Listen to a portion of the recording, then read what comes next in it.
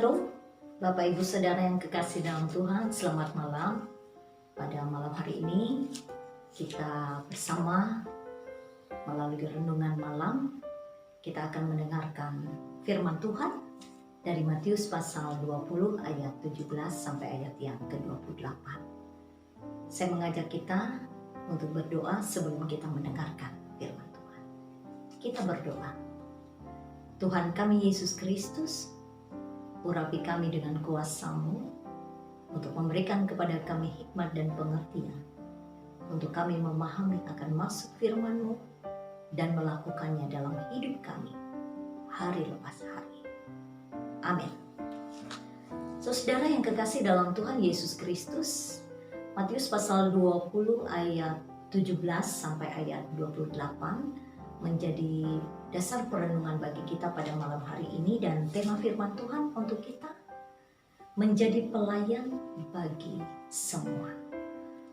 Saudaraku, menjadi salah satu sifat dasar manusia adalah keinginannya untuk menjadi yang besar, terkemuka, dan terutama di antara sesamanya. Dan bagi dunia, apa yang menjadi ukuran seseorang ketika ia menjadi yang terbesar, ketika dilihat dari apa yang melekat pada diri orang tersebut, entahkah itu kekayaannya, jabatannya, kedudukan, atau status sosial di dalam masyarakat.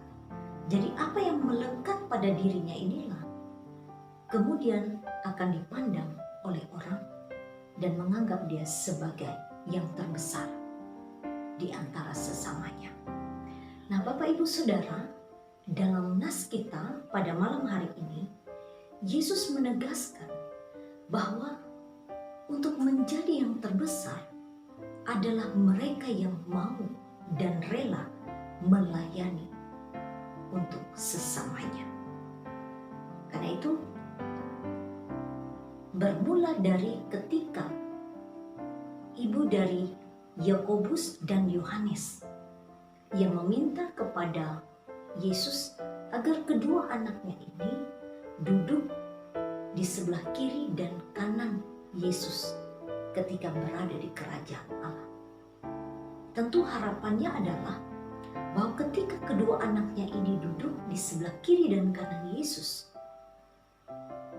anak-anaknya ini dipandang sebagai yang terbesar, terkemuka, terutama dibanding dari murid-murid Tuhan Yesus yang lain.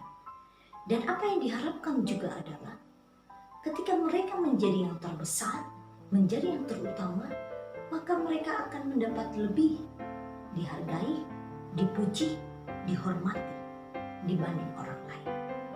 Karena itu dalam nas ini Yesus menegaskan dan memberikan gambaran apa perbedaan orang besar di dunia dan di kerajaan Allah. Jadi kalau di dunia orang besar adalah orang-orang yang berkuasa, pemerintah bangsa-bangsa, pembesar-pembesar dunia yang memerintah dengan tangan besi dan kecongkakan serta menindas kehidupan orang lemah.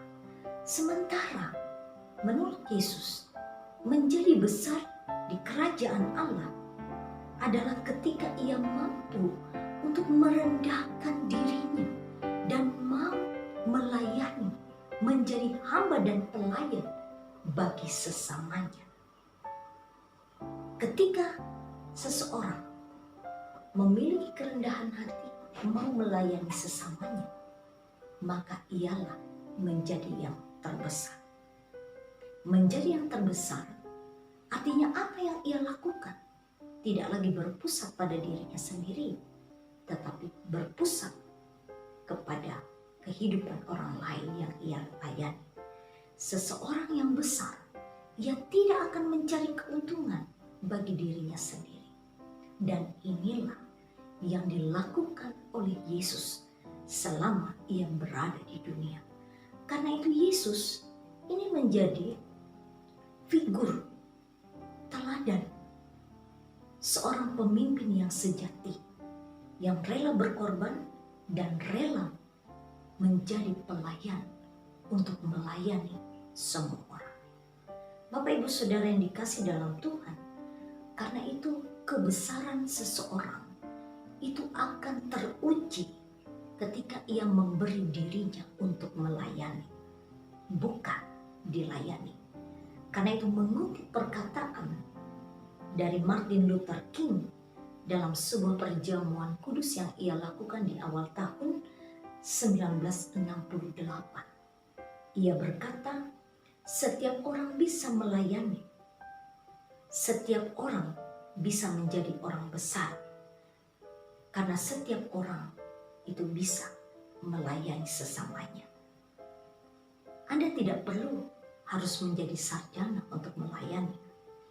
Anda tidak harus pandai berkata-kata untuk melayani. Anda tidak perlu mengenal Plato atau Aristoteles untuk bisa melayani. Ia katakan, Anda hanya membutuhkan hati yang penuh kasih karunia dan jiwa yang digerakkan oleh kasih untuk melayani sesama. Karena itu Bapak Ibu Saudara, apapun profesi yang kita kerjakan, apapun tanggung jawab yang saat ini kita pegang dalam tugas, pekerjaan, dan pelayanan kita, maka seharusnya kita lakukan dengan hati yang melayani. Jika Anda adalah seorang pemimpin, milikilah hati untuk melayani. Jadilah seorang pemimpin yang melayani. Jika Anda adalah seorang pejabat, milikilah hati untuk melayani dengan jabatan yang Anda lakukan pada saat ini. Karena itu jangan kita berpikir hal yang disebut melayani atau hal yang disebut pelayanan itu hanya dalam aktivitas kita, dalam ruang lingkup gereja saja. Sesungguhnya melayani dan sebuah pelayanan itu dapat kita lakukan sebagai cara kehidupan kita melalui tugas dan pekerjaan yang menjadi tanggung jawab kita pada saat ini. Jikalau dalam pelayanan, jikalau dalam kita melakukan pekerjaan, kita mengharapkan pujian manusia, kita mengharapkan sanjungan, kita mengharapkan menjadi yang terbesar di antara lebih dari sesama kita, maka sebenarnya ketika kita melakukan itu, kita tidak melakukannya untuk melayani Tuhan, tetapi kita sedang melakukan untuk mengejar kepuasan kita. Karena itu mari kita menjaga persekutuan kita, komunitas kita, menjaga keutuhan dalam tugas dan pekerjaan kita. Karena dengan apa yang kita lakukan pada saat ini, kita sesungguhnya ketika kita melakukannya dengan hati yang penuh kasih, kita sedang melayani Tuhan dan melayani sesama kita. Mari kita menjadi pelayan bagi semua orang. Amin. Mari kita berdoa untuk menutup firman Tuhan ini. Terima kasih Tuhan Yesus untuk firman Tuhan yang sudah kami dengar. Mampukan kami melalui tugas pekerjaan dan tanggung jawab yang kami pegang pada saat ini.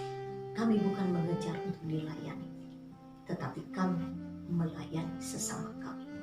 Karena itu Tuhan, biarlah Engkau memberkati dan memampukan kami, supaya hati yang kami miliki adalah hati seperti seorang hamba, melayani Tuhan dan sesama dengan kerendahan hati. Terpujilah nama-Mu ya Tuhan, kami bersyukur dan berdoa.